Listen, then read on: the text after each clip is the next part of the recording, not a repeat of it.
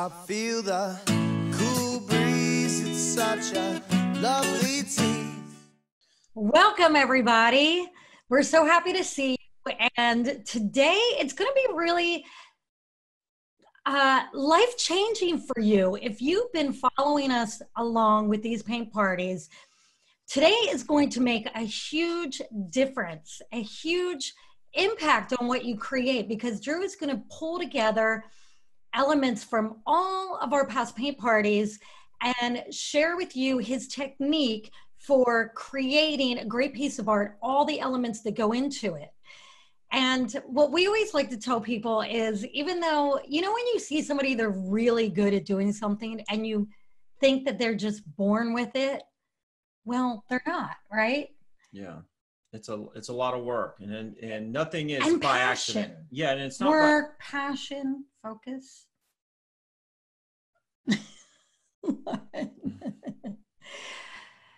Well, so Drew's going to share with you his technique, and I think it's going to change the way a lot of you create your bigger pieces. And as always, we're going to give one of these away. Yeah. And the winner of Fridays is on with us right now. If your name is Greg Oler, then what you need to do, Greg, is email your shipping address to hello@brophyartacademy.com and we will mail it to you. Stoked. Yeah, stoked. And somebody is going to win this one later today. Yeah. All right. Yeah. And then I just want to remind you that after Drew shares some info with you, we will take your questions and you can share your work. And if we call on you, please have your work ready to show. So when we spotlight you, you've got it ready, and that way we can reach more people. All right. Sound good? Yeah. All right. All right. She's going to go back to the control panel, and you know, everybody, this paint party is going to be a little bit different. There's going to be I'm going to show you a lot of things. I'm not going to do a whole lot of drawing on this. But what I want everybody to realize is that everything is designed. People think, oh, well, you can probably whip this up in 2 minutes. And, you know, yeah, we can, you know, all of us who draw, I mean, you can draw a lot of cool things. But, you know, when you put intention behind things and, you know, we've showed you the composition, things with sacred geometry. We showed you with Damien how to draw characters and people with action. All these things come into play to build a really cool piece of art that tells a story.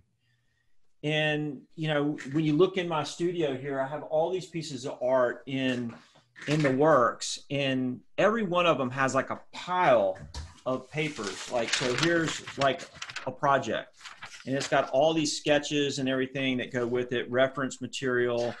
And, you know, I'm just sitting here trying to come up with a good idea.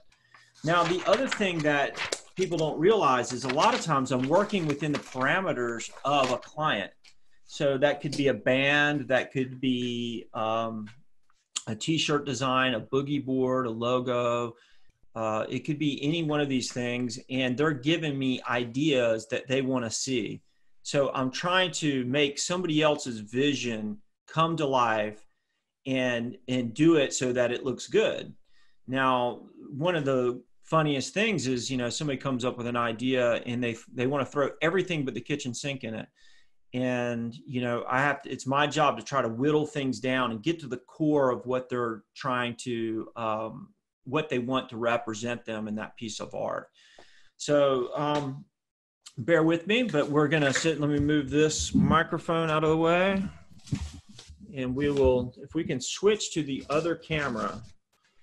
Okay, so, you know, everybody thinks, you know, if you guys were on with Damien, when him and I were just sketching and doing all these like little crazy things, you would think that we do that right on the canvas and start those ideas that way, but we don't. Everything is designed and is designed to look good. And what you don't see is all the mistakes and all the things that we throw out. So I'm just going to go through real quick and show you some of these things. Let me make sure I can see it right. this was something I did a long time ago, and you can see how this sun is like shooting out of this like black hole or something. And then I got my hand-drawn lettering. So you remember the hand-drawn lettering. I have this composition of it like spiraling. I have this character shooting out. So it tells a little story. You know, this little guy's like, you know, he's got attitude, and it's interesting. But it pretty much has all those elements that we've been going over. And so I just want to show you a bunch of these. Let me set these down, and let me get a pen to mark on this. This is a great example. This was done for Mother Earth. And Mother Earth is gardening and fertilizer, soil products. You can see all my artwork on there. I'm trying to move this around so you can see it. There it is. But this all started with a ton of sketches. Now, my character is really cool. He was probably the first guy, but then I did these little thumbnail sketches, and you can see that he's here. I'm steal Damien's idea of drawing right on the sketch. That was pretty cool, but I need a white pen that works as I go through them all. But you know, you can see this, he's there. This is implied that it's swinging down like that. So you can almost get that, like he's like going down, and then this is splattering out. But this works both ways, splattering out, but it also splatters in to focus in on this spot. Then the volcano is placed specifically right there, so that's shooting up. But all that stuff that's shooting out is also funneling in. So everything's kind of like going to this spot right here, which is kind of neat. And all of these palm trees are leaning in. So this was something I was doing naturally, and a lot of you might be doing this naturally too. You just have a knack for making things look good. And this one's great because it has some really good composition to it. And, you know, when I was doing the sketches, you know, there was all different kind of placement where I put everything and then settled on this final idea to do the painting. This is another one for Mother Earth, and the same thing. This is all like swirling around.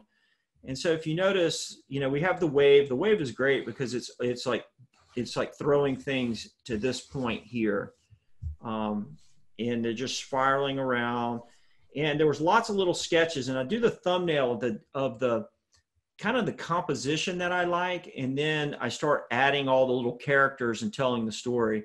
So obviously I got this tiki with green, like palm hair, and he's surfing, and these things are shooting out here. So this is definitely a character with action.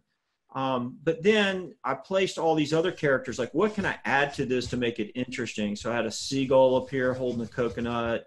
I got a little crab on a coconut. I got a little lizard on a coconut. And all these things are kind of like, you know, spinning around. So this is another like just kind of cool composition that's makes it fun. Now it didn't happen by accident. I had to really work at it, and the pile of sketches piled up until I finally came up with an idea. This is a good one. I'm going to go more in depth into this lit painting. This is the one where they wanted everything but the kitchen sink. Let's see if I can hold that up a little bit more. And the original painting's actually right behind me, so we'll go into that. But this had a lot of dynamics to it and a lot of different pieces of this puzzle. And I wanted to make it look good, and I didn't think I could. It was a real big challenge. But I was able to put all these pieces together and get to something that looked good and met their what they asked for.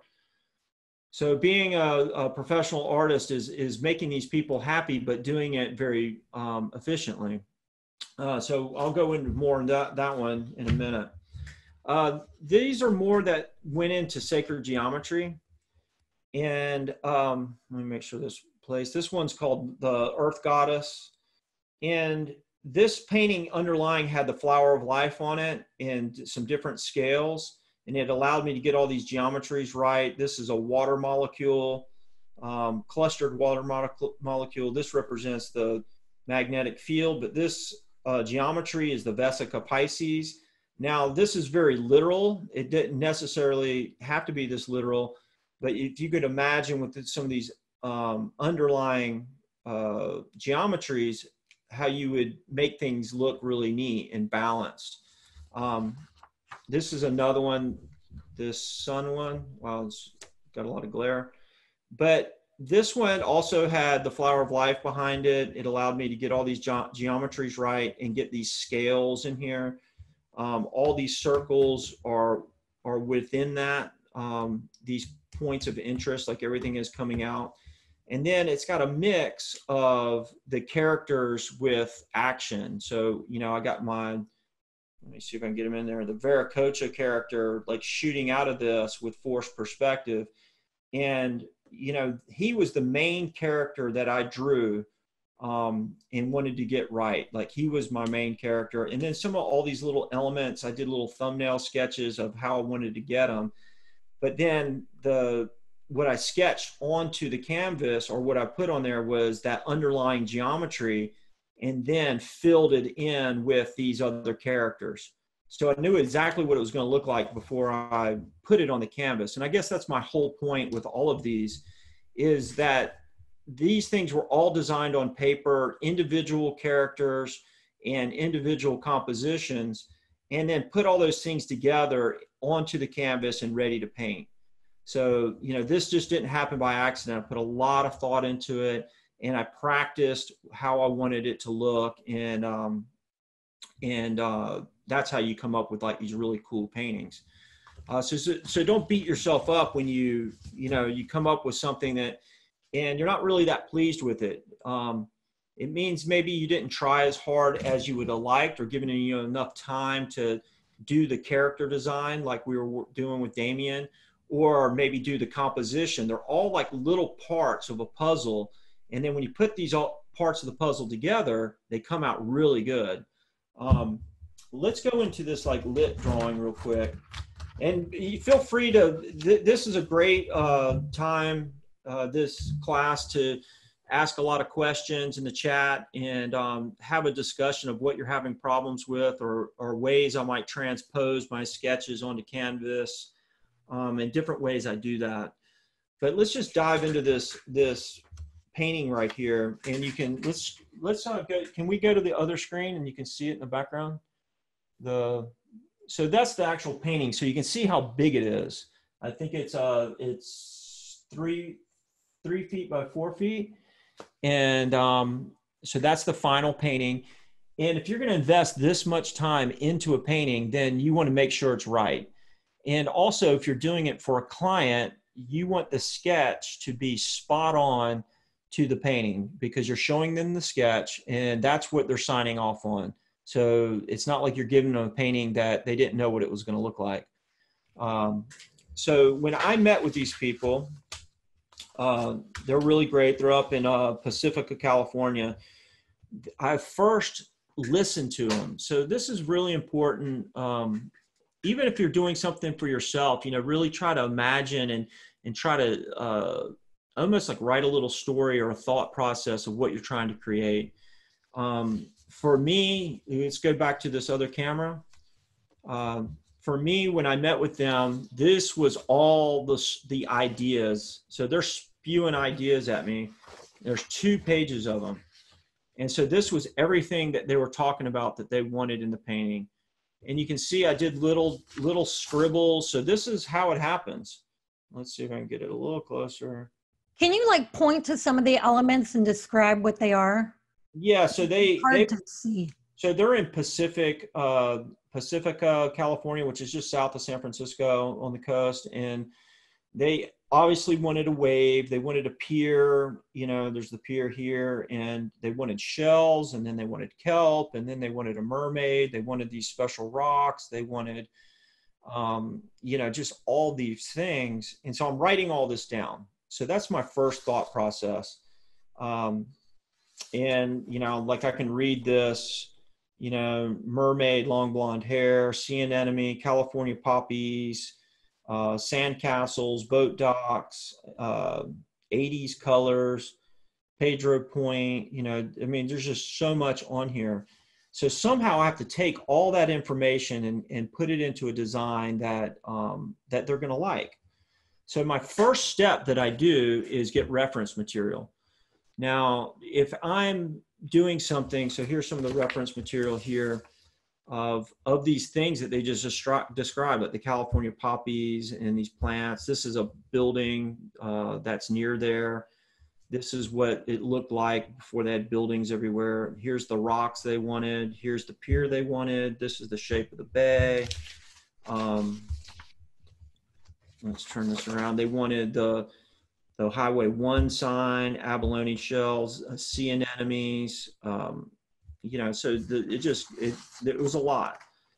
And then I was using this guy as a reference material for, they wanted Neptune in there. And I just liked the intensity of this guy. Not that I'm drawing this guy, but it just kind of reminded me of, like, you know, some kind of real intense thing. And then I needed to draw a mermaid. So, you know, I was looking for specific poses that might help me draw this. And so they wanted her, like, her back looking over her shoulder. And so, like, I'll have this reference material, try to think of, like, how can I place this person there? And then I go to sketching from there. And so all my sketches are, you know, really loose. Most of them don't get used. And I just want to show this to everybody, because it's okay when you create all these, like, ideas to find the right thing. You know, you're like, this is not it. That's not it. That's not it. That's not it. And then you're just throwing out all these ideas. And then all of a sudden you're like, ooh, I think that's it. So, you know, this is what I'm playing with here. I had a thing where I had them drawn like on a shark, and that was a little too intense for them. I had him like in the wave here. This was practicing, you know, trying to see how I'm going to do this mermaid. There we go. That's the spot. This was the one sign, you know, so I had this like little articulation here. But this is a lot of like little sketches, and I kept refining them, finding things that I liked, I didn't like. This was like the little anemone, like a little scribble. I was looking at the lettering, so I was trying to figure out, how do I like the lettering? This was a modified shark. This was more modified lettering. And I mean, there's just piles of this stuff, right? I mean, this is a, you know, kind of like more of a final of the mermaid, because she was such a key figure that I needed to make sure that fine line is on there. And then we end up, you know, we're starting to assemble it. And I'm going to slide this one over here. And this is a more finished sketch. But all these sketches are subtly different with changes. So every time I sent it to them, they had things they liked and they didn't like. Now this is a great example of how I did that. So I took a picture of the sketch, and all the stuff in pink are things they liked, and then everything that was where there's pencil, those are edits. So I edited the sketch. I had to make the wave bigger, and keep in mind, I had to make sure it looked good and it was balanced. So that's when all my, you know, composition skills come in. So this is a very complicated piece. It took a lot of work. It's actually one of the harder pieces I've done in a long time.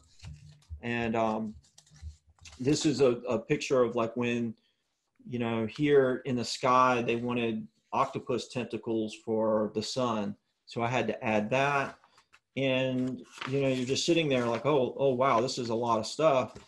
And you can see this is just more sketches. This was more early on.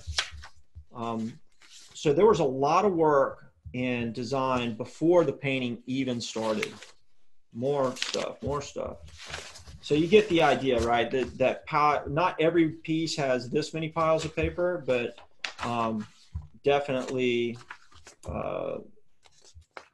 this one was a little over the board.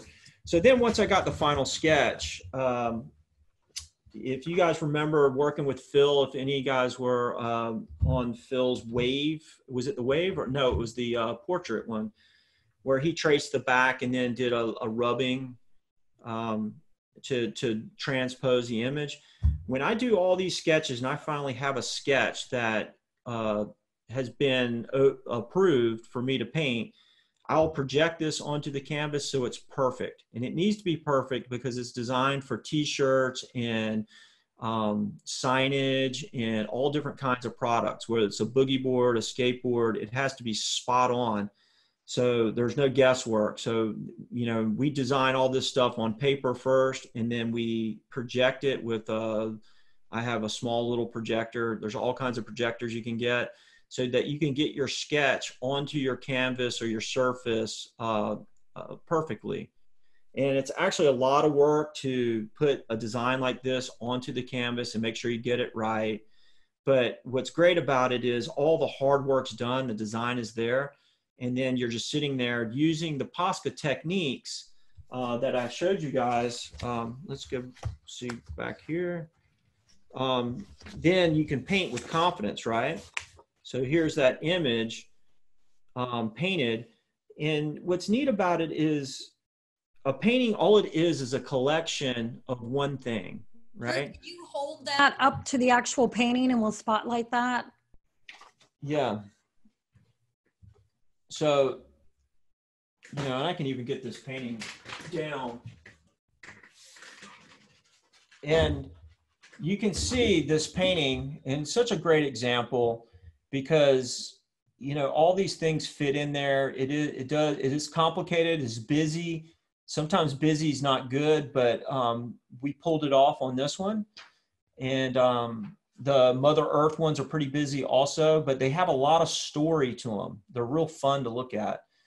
But what I'm talking about with the collection of one thing, like when we're painting like something small, like one flower, let's say, and you're learning how to do these color combinations, and if you can do this, you can do this. So when you design a real complicated sketch and build that and make it really nice, and then you transpose it onto a canvas like this, all this is painting one thing at a time. Paint this flower, this flower, this flower, and we use the same color combination. And that's really what I tried to teach in the starter kit program, the beginner courses, is really just, you know, getting that blending technique and giving you the confidence to do one of these. And if you can do one of these, you can do all these things. And you, instead of looking at it as a whole, you break it down as, I'm just going to do her hair. So this was brown, yellow, and white. So I just did her hair. And that's all I was worried about. And then as soon as that was done, I was like, okay, what colors do I want to do next?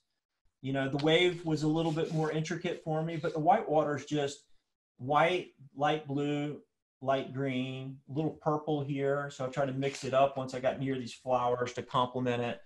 But, you know, this was easy, right? And I just want to show you that you can paint something really dynamic like this, but just break it down into little parts and just work on it. And you'll be amazed at how fast you'll paint when you have a plan. So if you get what I'm saying, like everything, I've spent so much time drawing this mermaid, I knew exactly how I wanted to make her. Same thing with every one of these flowers. I drew every one of these things first. And by the time I got to this point, I was like just picking some colors that go together. I'm really pleased with these octopus arms up here. And then when you see the design like this is how it fits on a t-shirt with the lettering incorporated in it. This is a complete design. So I just wanted to break that down for everybody because I think it's important, you know, when you see a piece that Phil Roberts does or a piece that I do, that you don't think it just happens. I mean, we really work at it. We really try to get the right thing, and we're working with a client usually that we have to please. For my stuff that I do for myself, it's not as, let me set this up.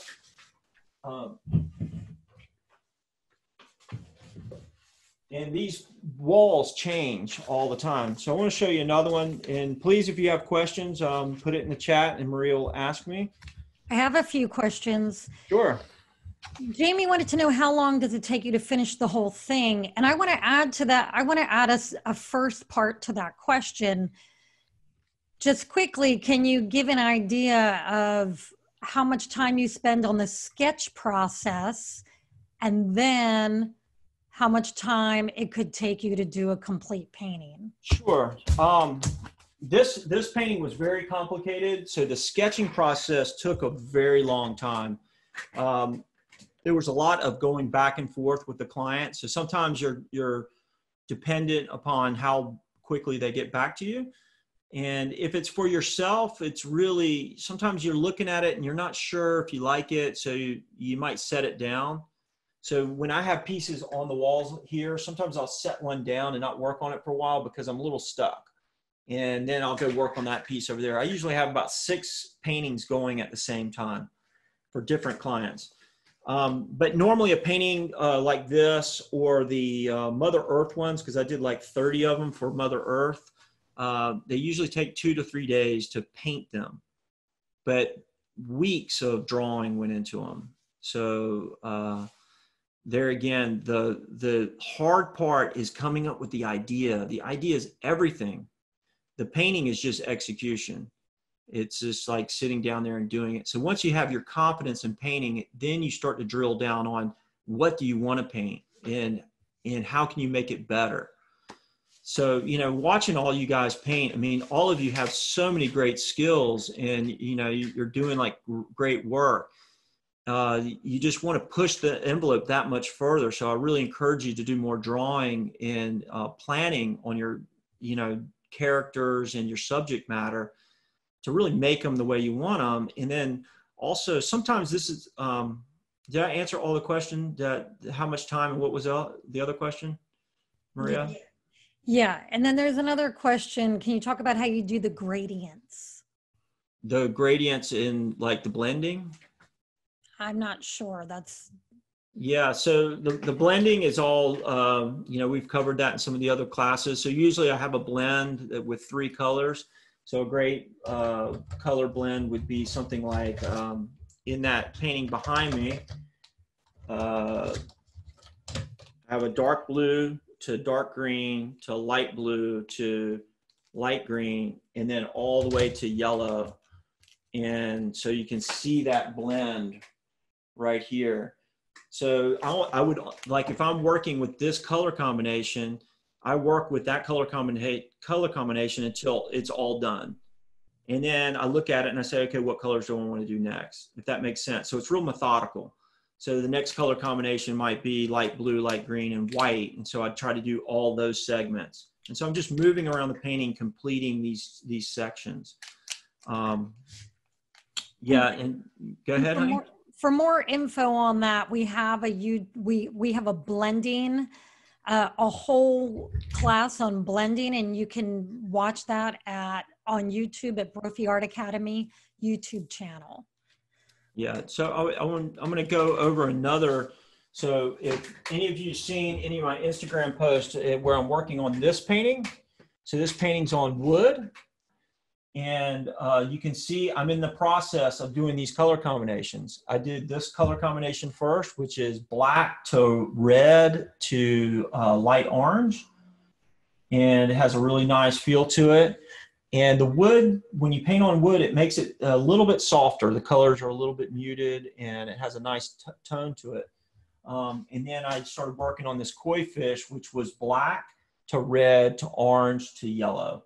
So and I just, that fish was only those colors. So it took me a little bit of time to do it. It's a little intricate, but this painting is really cool because, you know, when you see it at this stage, you're impressed. You're like, wow, that looks really cool. But let me show you what it took to get to here.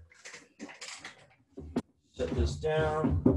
Everybody can kind of see it in the background. Get rid of these guys. So, you know, when my client came to me and what they wanted, he's into jiu-jitsu and Japanese art. And so let me make sure I'm in the right spot. There we are. So he talked to me there again. I listened. So if you're doing a painting for somebody, or if you're doing it for yourself, it's the same thing. So listening or observing. So if you're doing a painting for yourself or you're inspired by something, it's usually by something you saw or an observation. So that's how the paintings I want to do for myself are, or information that I'm excited about. so for this guy was all into this Japanese art. And so he wanted something kind of yin and yang, kind of with the rising sun. And so he gave me some stuff to look at, and these fighters and all this kind of stuff. He really liked this fighter. He liked koi fish, but he really liked this kind of art here, which this is very old Japanese art. And it's cool to be inspired by things that you see and try to make something that's similar in style, but your own.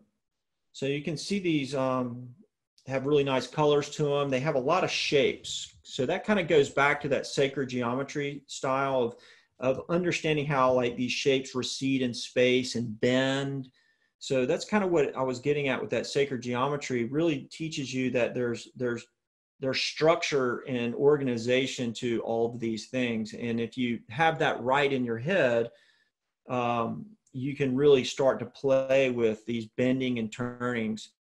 I hope you all looked up MC Escher and really melted out on his stuff after that geometry class, because he really got that.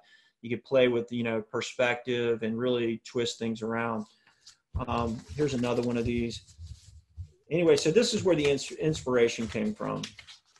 And so when I sat down, he wanted the koi fish and whatnot. And so I started drawing fish, and the fish that I wanted to do. At one point, I thought I was going to do a fish and a snake. So here's a snake. This is a little thumbnail of what I thought it was with a fighter. So that was kind of my composition idea. And it just seemed no matter what I did, that there was too many things going on. The story wasn't being told.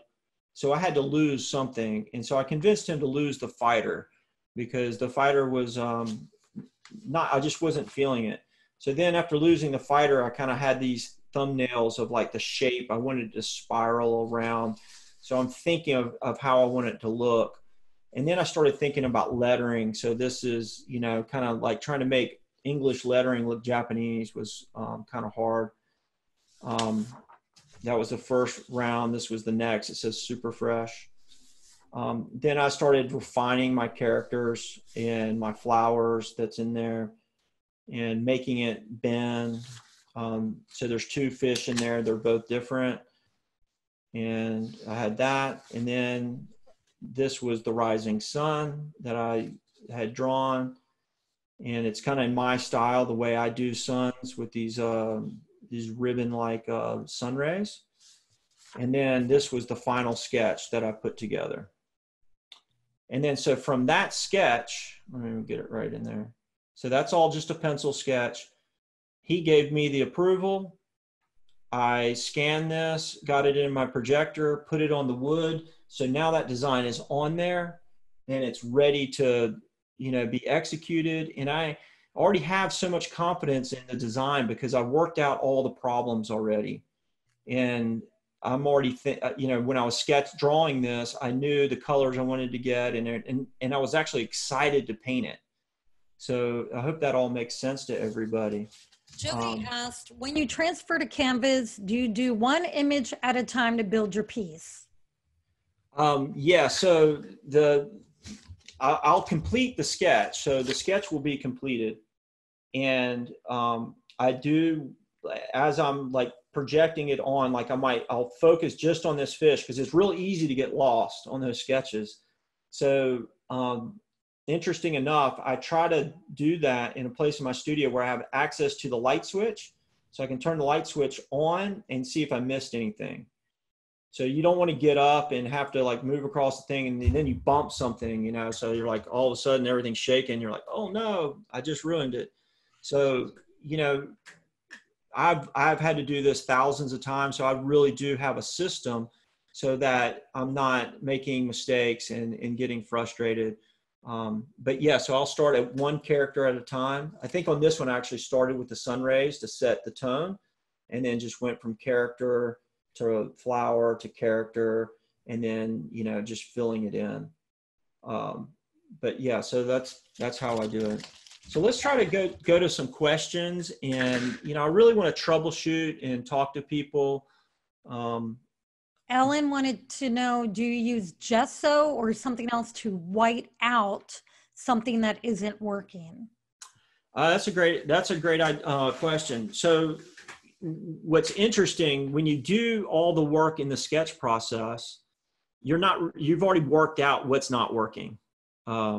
So that's saving you a lot of headaches. You know, you've seen people, and all of us have done this, where you've painted over a painting because you hate it. And, you know, at this stage of my career, you know, you don't have the luxury of doing that. If, you know, you want it to be right. So you do all the steps to make sure that you're doing something and all the mistakes and everything's already worked out. So nothing's by accident. Everything's planned and designed. And by the time you have that sketch all finished, you pretty much are where you're at. You love it. You're like, okay, this is going to look great. Or it's a time parameter, like, okay, we've got it good enough, and, you know, this thing needs to be done for an album cover or something. The concert's coming up. Yeah. Rita wants to know, what is the sealer that you use when you paint on wood or metal? Good question. So like when you're doing on wood, you know, I use a matte acrylic, same acrylic that I use to spray the surfboards, but it's just Krylon, it's like a fixative to seal it so the wood doesn't wick, so it doesn't pull up the color and start to go down into the wood fibers and make it fuzzy. And you might need to sand it too. So sometimes when you're painting on wood, even though it's a nice piece of birch, you'll want to spray it and then lightly like wet sand it, or, you know, try to get that little burr off of it. So, cause it'll pick up on the felt tip pen. And you do that before you paint it to prep it? Before I even do the sketch, yes. And on canvas, most of the canvases I use, the Fredericks canvases, they're already pre-gessoed and ready to go. Let's say you do make a mistake or whatever, it's usually just sketched on there with pencil. So I can just take a Windex or something and clean it off. It's not too hard to clean off. If you already started painting, yes, you can probably just take some gesso and re-gesso over it. The paint pens don't really come through, and they don't really leave any texture to be seen through, so you can save that canvas. If you mess up a nib of a paint pen, is there a way to save and transfer the ink? Oh, wow, that's a great question. Yeah, so let me grab one of these. Let me get an old pen. So I save all my old pens. And let's say your tip has been mashed to oblivion. Anytime I let like little kids use it, they're just like bam, bam, bam. And I used to have a bunch of these nibs. I'm going to get a bunch more so that I can, you know, sell them to people, because they come in little packs, and that way your pen is, if you destroy the nib, you just replace it and you got plenty of ink. Now, if that doesn't, if your nib's destroyed and you don't have a new one, these things open backwards. So in Phil's class, he was talking about it, but he was getting it wrong. It opens counterclockwise, and just like the books open backwards in Japan, I don't know why they do that. And so you can see this pen, you know, even though I kind of tossed it, it still has a little bit of ink in it. And you can see it has this little mechanism in here. So I save these things because you can take this and just soak it in like Windex and clean these things out. There's a little ball in here. So if you're out of light green and you have a good nib, you can also soak these in Windex, and that kind of cleans them out. And I wasn't use acetone or anything. So you can actually kind of clean these nibs up. I've cut them to make them different shapes. That's a little secret. So you could cut these things out and make them like really sharp. But yeah, there's ink in here. There's plenty, not plenty, but there's still ink in here. That's when like I take this and maybe use it to make other colors. So let's say I have a project, I got ink all over my paint, but I make other colors with these, so that if I have a special project, I can take your old pens and then make a custom color out of here. So maybe I'll take this and go, okay, well, I want to make a different color green, and I'll use this as a base. So that was a good question. We have a lot of questions, and we have a few people that want to share. Why don't we do this? Why don't we go to Trudy Timmerman in just a second and let her share, and then we'll go to Jody Trujillo, and then we'll go back to a couple more questions. Is that good? Yeah, no, Okay, this so is a great forum, and I hope everybody's doing it. Hey, how's it going? hi, Trudy. You have to unmute yourself. Let's see, because we can't hear you. Hold on. There we go. Hey. Hi, Trudy. Hi, how are I you? can hear you. There you are. Wow, that is great. So I used the flower of life. I didn't know how to do it, but to position it, like, Yeah. just Oh playing my around. God. That is so good. It's just so, you know, you instantly like it. And that's what that whole process was about. Yeah. Your tips are brilliant too. I'm learning heaps. Thank you. Yeah, thank you. And, you know, so where are you joining us from? Australia, South Australia, Mount Yeah. Gambier. Oh, yeah. The waves have been huge down there. Yeah, and I know Jeremy and Kirsty. They're friends of mine, the Ivans. Yeah. You're friends with them. Oh, great. So you all Yeah. guys paint together and do shows together? Surf and beach, yeah. Yeah. Snorkel. And yeah, talk about painting a lot. Yeah. Well, I really like how you have this on a black, you know, the black, and it's really popping off of there. It's really 3D, and it's just neat how that flower of life really did set up that composition to, you know, like a good designed idea is better than a good idea that's done poorly, or, you know, you understand, like, Yeah. yeah. Well, thank you. Thanks for joining us. Tell Jeremy and Christy say hi. Yeah. All right, let's go say hi to Jody Trujillo. Jody, hello again. Happy Memorial Day. Oh, look at you. Yeah. That's great. Beautiful. You got some stars to put in there. You're going to do all 50? Probably half of it. It's just like partial of the flag. Yeah. And then I'm going to have the rifle here, and a big the focal point is going to be a dog tag Yeah. hanging from it, and then just put in memory. Right. I have a lot of family members. A lot of family members. Wow. Yeah. In fact, my dad was named after his uncle, who was a POW. Oh man. You know, when I lived in Hawaii, my best friend was this old man. He was a janitor, and he had been a POW, and he used to sit and tell me stories over lunch. They were the craziest stories I ever heard. And I think he's passed now, but it really gave me a lot of respect for those guys. They were POWs in a steel mill in Japan, and they would throw sand in the steel to ruin it. And they would get executed if they got caught, but everybody had a pocket full of sand to spoil the steel. Oh, wow. That's Yeah, it was a crazy story. So Jody, I was noticing on your flag, you had really good blending on it. That red to black. That is good. Yeah, you've got I've that been down. practicing and working more with the Poscas, and doing a lot of my under paintings with it, like the wave with the dove. Yeah. Under painting was all done with Posca, and so I was just practicing my blending that way. Yeah. And do you feel like today's information helped you out at all? Oh yeah, because you know, I have a lot of sketches that have a lot of it's like stories, and Yeah. so trying to figure out how to put it on my canvas, it gets overwhelming. Yeah. So, Well, and that brings us to the next question I was going to ask, that Jim asked. Besides working on color palette, how do you decide which section to start your painting with? Great question. So there is a method to it. So I usually start with the lightest colors first.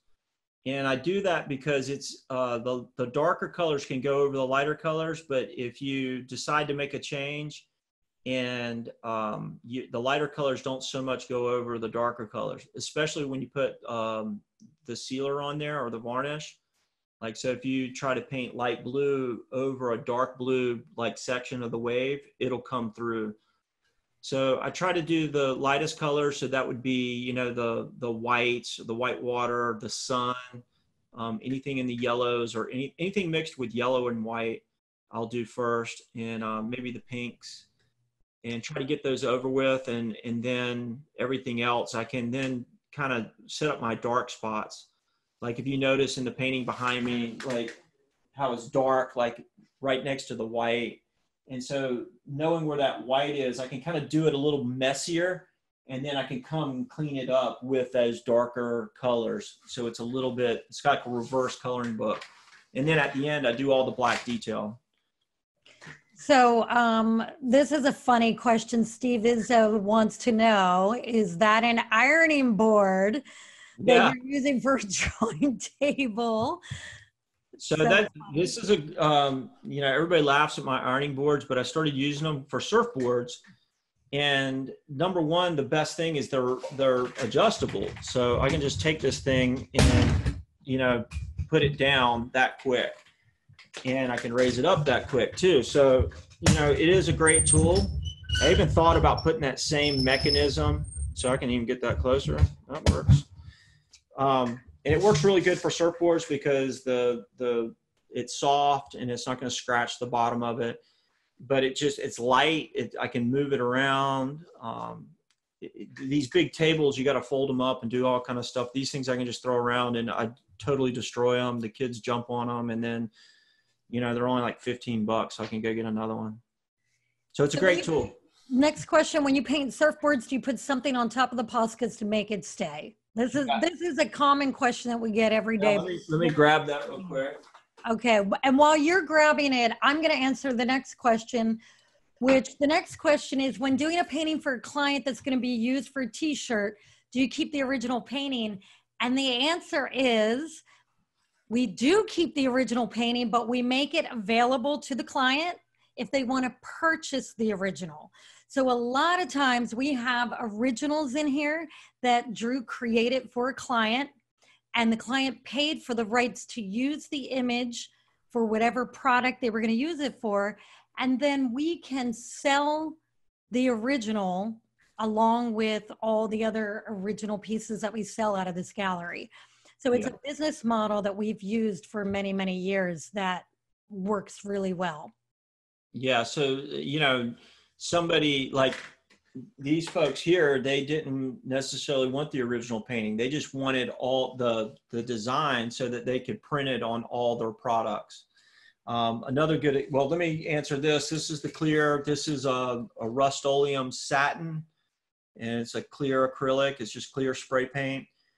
And the satin is better. You don't want the gloss. The gloss, I mean, you can use gloss, but it's more difficult to get it even. This will be a nice even surface. And there's a whole video on how to do this, like 3 coats of it. And, you know, the boards that I do or usually sell at retail also. So they need to look finished and brand new and beautiful in a retail environment. So it's the finish work too. So it's great to do a surfboard, but if it's a mess with big lumps in it and fingerprints and it's sprayed not so good, then somebody's not going to be as impressed. If it's clean, if it's sprayed well, it's not lumpy, it's smooth, you know. So, you know, that's another part of the craftsmanship of being an artist, really comes into play.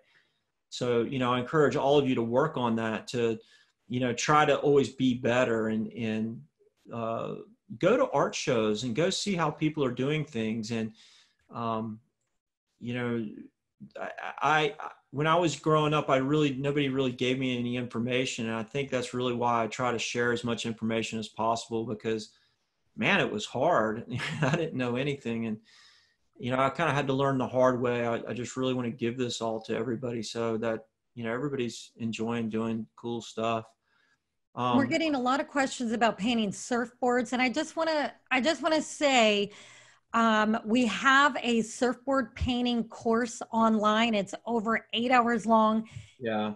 In depth. And I'd like to ask Jillian if you could put a link to that in the chat for everyone. And anybody that's watching this on YouTube, you can find Drew Brophy's How to Paint a Surfboard course. Just go to brophyartacademy.com and that course is available and it will save you 5 years. There's a lot of things to know and we can't cover it all. We have 10 minutes left today. I want to show something for the next question is Okay. you were mentioning the t-shirts and stuff, and this was another project I was going to show. If we can go to the other camera. Yep. And so there we go. So this is the painting that's behind me below the lit one. And this was actually for my high school reunion last year that I didn't get to go to, but I did the art for it. But this was something same thing as the lit painting. They wanted something, and I did all these like little thumbnails and sketches, and you know, same thing, a big pile of paper and different ways that I laid out the characters and to something that looked good. And then it ended up looking like this. What's really neat is then that image is photographed. And then this lettering, if you guys remember from the lettering course, this was done separately. So the painting was done and then the lettering was done with the intention of putting it together. And then all that was put into the computer and laid up into this t-shirt. So this is the finished t-shirt that they sent me since I didn't get to go. And then it printed really well. This is a direct garment printing. So, you know, that's a whole nother class that we can have one day of all the printing techniques. You become, you know, in my field, you become an expert in printing and you have to learn all those processes. But you can see this went from, you know, those sketches to multiple paintings and then put into a computer and then turned into a t-shirt. So there's a lot of disciplines to learn in what I do. And, you know, just like I'm setting up CD or album covers or boogie boards or flip-flops or big advertising campaigns, they're all a little different, but you have to wear a lot of hats. And so I wanted to show that. And if you flip to the other thing, here's the painting. You can see it's done really big. Up, bouncing around. Can you go to the other video, the other screen? Yeah, is it not showing on your? Yeah, that's that one. There you go. So there's the painting, and it's big, and it allows me to get all the detail in there. And then when we photograph it and shrink it down, that t-shirt looks amazing, you know? So shrinking things down, it tightens it up, and all of a sudden people like think you're a lot better than you are. So hides all the. So I'm going to ask you another question, and then after you answer this question, we're going to go to May and have her share, and then we'll go to Santino. And if May and Santino, if you two will be ready to show what you have, because we have about 10 minutes left, so we're going to try to move quickly. So the next question before we go to May is, Cecilia wants to know, when you transfer your sketch with the projector, what type of pen or pencil do you use? I often have a hard time covering lines, even with pastel pencil outlines. Yeah. Also, there's a second part to this. Also, how do you deal with the distortion that happens when you draw on the canvas and it gives from the pressure of drawing on the canvas? Yeah, all good questions. So I actually just use a regular number 2 pencil. I don't worry about covering it so much. The Posca pen actually kind of picks up the pencil a little bit, and I actually use that to shade sometimes. I learned a long time ago that, you know, the perfection of trying to get everything perfect was could slow you down to the point where it just wasn't worth it. So the pastel pencils, I've tried that too, like a light blue, but then I couldn't see it as well. So for what I do, efficiency and speed is everything. So I just go with the regular number 2 pencil, and I try to make clean lines. I try not to get too many redundant lines. So I'm just trying to be smooth. And I try not to drag my hand through it to where it smears and makes a, you know, a messy surface. The distortion is a problem. What I've learned is not to put it on an easel or lean it against the wall, but actually hang it on the wall so it's perfectly flat. And that's another thing that these ironing boards are great for. The projector goes on the ironing board, and I move the ironing board up and down to line up the image onto the canvas. So that's another trick that I use. Instead of like trying to like move the canvas around or prop up the table, I have a controllable table that goes up and down.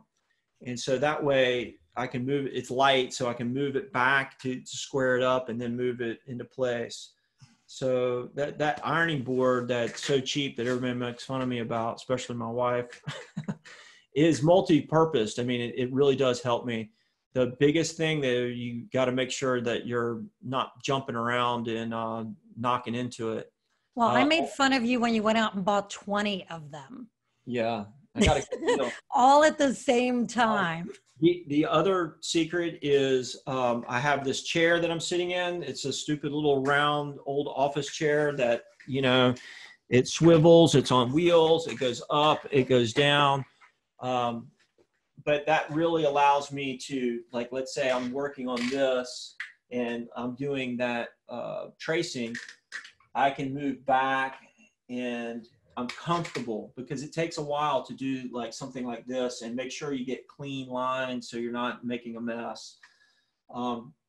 Honestly, doing that transference is pretty tedious. Your arm gets tired.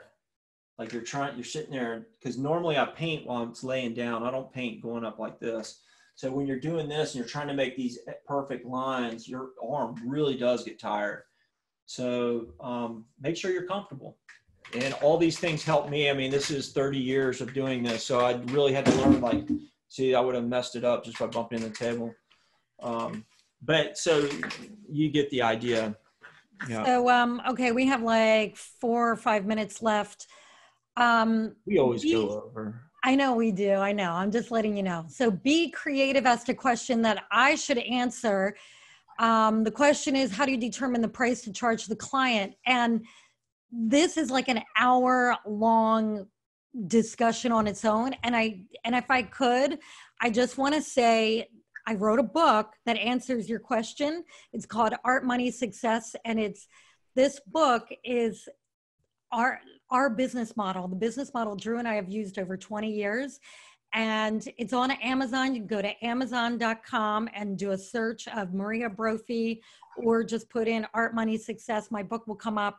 I never talk about my book on these paint parties, but really this is all about the business end of it, how to charge a client, how to come up with pricing for your paintings, for commissions, murals, the murals, the whole business model, and the whole idea behind keeping the original for illustration projects. So I tell all in this book. All our secrets are in this book, and this book has been on the Amazon bestseller list over 12 times in its class. So get the book. It's also on Audible. If you don't like to read, but you like to listen, I recorded it. I went into a recording studio and recorded it myself. So thanks for letting me talk about my book. Now we're going to let's go to May and see what she wants to share. Hey. Hi, you have to unmute yourself. It won't let me unmute you. Let's see. There we go. Good? Yeah, you're good. How's it going? I'm good. I got like really motivated to finish my surfboard, so I just like wanted to show you. Oh yeah. Oh yeah. Look at that.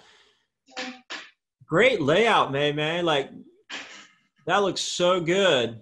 It's gonna look good when you go off the lip. I did this part actually in acrylic paint because I couldn't get the texture right, but the rest is all in Posca, and I mixed it with nail dissolvent to like blend it better, and it just like work out.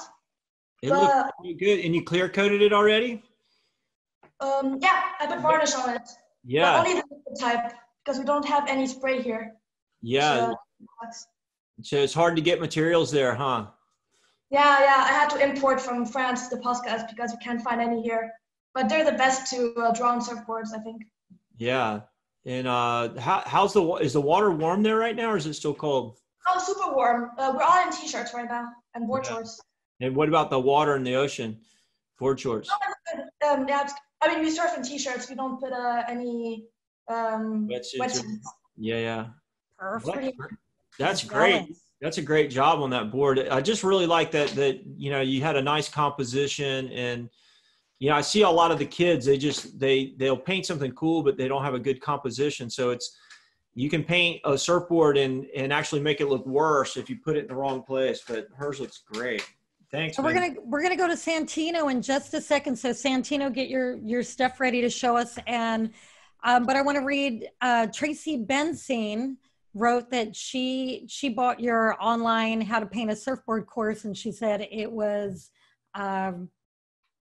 she loved it. It was really good. I'm looking for her comment here. I lost it, but anyway, she was very complimentary of your surfboard course. Thank you. Tracy. The surfboard course is really trying to show people how to do it quickly and with confidence. And just all the different techniques that I use that to do it fast and fun, and so it's not so intimidating. A lot of these projects might seem intimidating to some people, but it's really just everything's supposed to be fun. Even coming up with all these mountains of sketches is fun. Like I'm sitting there trying to like make them cool, and I'm laughing to myself. And I think that's another good thing to think about. Being fun and loose, and then building this story and this composition and this painting, and then being stoked to paint it. By the time you do this sketch, you're just like, wow, I can't wait to paint this thing. Versus like trying to start right on the canvas and then just not feeling it and being a little lost and then being like, oh, I don't really like it. So I hope all this helps. So let's go to Santino, see what my buddy's doing down there. Okay, and before we do, I just want to say, there he is.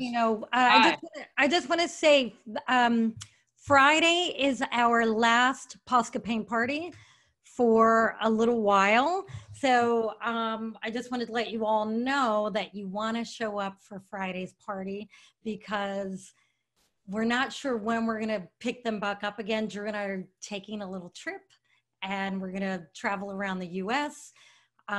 So Friday's the last one for a little while. Okay, now we can go back to Santino. Hi. What's up? So I've been doing a few sketches about this big painting, and during all the podcasts I've used all these pages of sketches. That is great, man. And I used the satin on the, let me show it, on the scar I did with Jim, yeah. And it's kind of I don't know, it's not smooth, it's not soft. It's we call that modeling. So what it is so the paint that's behind it, mm-hmm. It's reacting to the spray, and so it causes it to be lumpy, right? Kind of like the orange peel, right? It's kind of like how do you call this? Yeah, it's kind of an orange, yeah. Yeah, so so you didn't do anything wrong. It's just that material, the paint that's on the surface that you painted on, it didn't like that clear coat. They weren't compatible. So you're going to run into that problem anytime you paint on something that's already has another paint on it. So okay. That's why it's important to make sure you sand it really good. And the prep is everything. Whenever you have something odd like that, I think somebody was asking about metal earlier. You really just have to prep it. And so for metal, there's a car product that's they use when they paint cars to clean it off. And that's getting any kind of oil or grease off of it. With wood, you just have to either sand it really well, or you could use acetone. But that had paint on it, so you don't want to use acetone. So it's mainly just elbow sanding. You just got to get after it. And then when you do that, you usually have a pretty clean surface. That makes sense? Yes, but the thing is that I did sand it before. Yeah, so maybe it's just, you know, I'm not sure without being there. Was that a board you rode? Yes. Yeah, it could just be some kind of dirt that got into the pores. So it could be anything. It's always problematic to paint on something that's already been painted. Okay. Yeah, and just be prepared for that. The other thing you could have done, Santino, is just really light coats. And those light coats could just lay down a foundation and then do a heavier coat over it. That could have worked too. So it's a learning curve. Spraying stuff is like a whole nother level of practice. And so, what happened with the other Posca paint parties, the ones you were gonna do? Which ones? In the future? Yeah.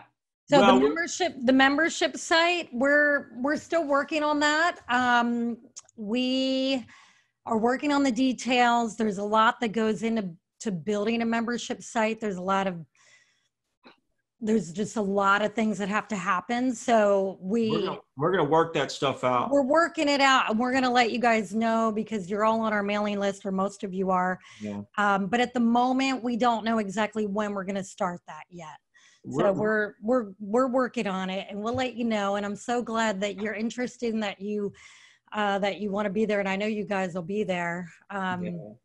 We're gonna on Friday we're gonna do a class, and then Maria and I are gonna take a vacation to see our families here in the United States. We're separated from our families, and we're worried about them on the other side of the country. They're 3,000 miles away from us, so we're going to drive and visit them.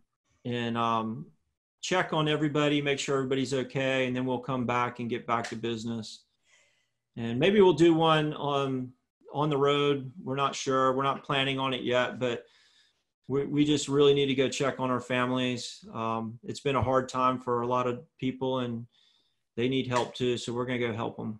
So we're going to go to Andrew Johnson in just a moment, but I want to mention there's a lot of questions about the process of making t-shirts, getting the art for t-shirts. We're not going to go into that because that's a whole nother thing, whole nother hour or two. But you know, you can Google it, and there's a lot of information out there. It's a good another paint party. Another topic that we can cover for sure. And then I just want to shout out to ZB, who said, ZB wrote, "I just bought your book this week." ZB got my book. Thank you. I appreciate it. And please be sure to leave me a review on Amazon. I think I have 258 5-star reviews on Amazon right now, and my goal is to get to 1,000, so it's going to take me a while. Yeah. Okay, so let's go to Andrew Johnson. Andrew, please have your stuff ready. How are you? Good to see you. We're great. How you guys doing? We're good. Where are you guys at? We're in Lenore, North Carolina. Oh, right on, man. And we're going to Cherry Grove this weekend. We'll be there for the week. So Right if you guys are in the area, let's go surf. Yeah, I don't think we'll be there until sometime in June. Okay. I think June 15th, I think we're planning on leaving here. Okay. Well, we'll try to make it down there. But this is what I'm working on. Oh, that looks good. Wow, you really got that wave going. Now you just got to get the guy. Who's the guy going to be? Is that going to be you? Well, I wish. I wish that was a poster of Kelly Slater. I was working on the KS10. Yeah. World champion poster. I was just making a different version of that. Yeah, he won't mind if you just like put yourself in his place. I'd love to. It'd be a self-portrait. But I just want to thank you guys for everything, and we're looking forward to Friday and continuing on with whenever you guys are ready.